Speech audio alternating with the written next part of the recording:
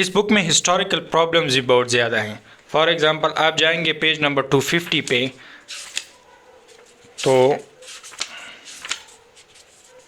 آپ کو ملے گا کہ both scientists and conqueror began by admitting ignorance. They both said, I don't know what's out there. They both felt compelled to go out and make new discoveries, and they both hoped the new knowledge thus acquired would make them masters of the world. ایک یہاں پر غلطی ہے. دوسری غلطی ہے page number 289 پہ. یہاں پر وہ لکھتے ہیں کہ some religions as Christianity and Nazism have killed millions out of burning hatred. Capitalism has killed millions out of cold indifference coupled with greed. The Atlantic slave trade did not stem from the racist hatred towards Africans. The individuals who bought the shares, the brokers who sold them, and the managers of the slave trade companies rarely thought about the Africans.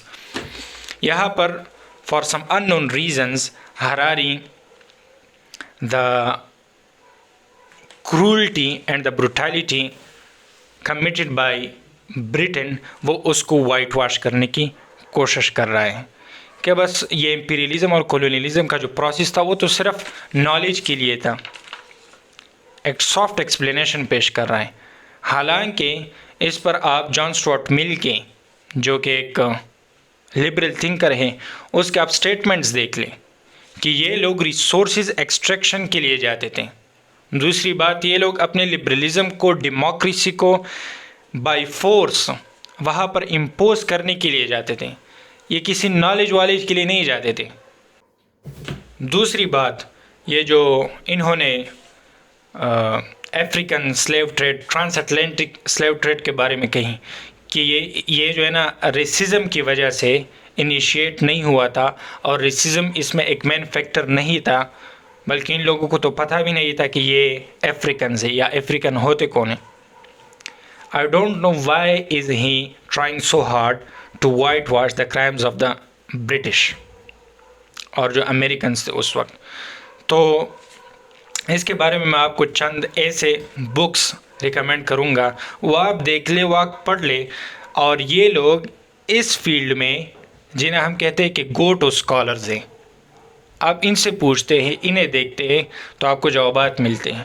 اور یہی مسئلہ ہے کہ اگر آپ total intellectual بنتے ہیں ہراری کی طرح تو آپ یہ غلطیاں کریں گے. لیکن دیر از نو بڈی ایٹ آل کہ یہ غلطیاں اس کی پکڑے, اس کو کہے, اس کو بلائے, اس سے پوچھے.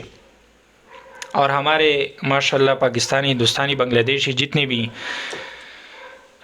سستے لبرلز ہیں یا سوشلسٹ وغیرہ ہیں, فار ایگزامپل جو سیکولرز ہیں, اور ہمارے چند پروفیسر حضرات, سارے نہیں, کچھ ایسے ہیں جو خود بھی بلائنڈ فالوورز ہیں ماڈرنٹی کے اور اپنے اسٹوڈنٹس کو بھی بلائنڈ فالوورز بنانا چاہتے ہیں ماڈرنٹی کے, اور صرف اچھے خوشگوار ٹائٹلز یہ کلیم کرتے ہیں لیکن درمیان میں سب کچھ کھوکھلا ہوتا ہے, ان میں کچھ بھی نہیں ہوتا.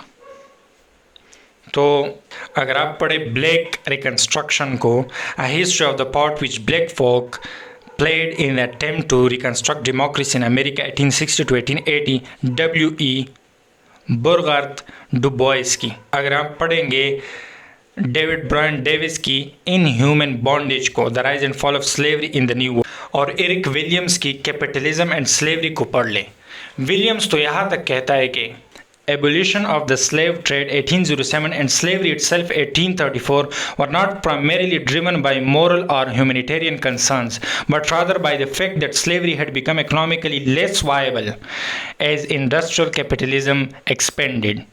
اور اسی رائز آف کیپٹلزم اور ریسزم کو وہ ایکسپلین کرتا ہے, اور یہاں تک کہتے ہیں کہ racism was used to justify the enslavement of the African people, to justify and rationalize the enslavement of the African people. اور یہاں پر ہراری صاحب کتنی بڑی بلنڈر مار رہے ہیں. اسی طرح بہت سے ایسے مسئلے ہیں جو اس کتاب میں ہم ہائی لائٹ کر سکتے ہیں اور گھنٹوں اس پر بحث کر سکتے ہیں.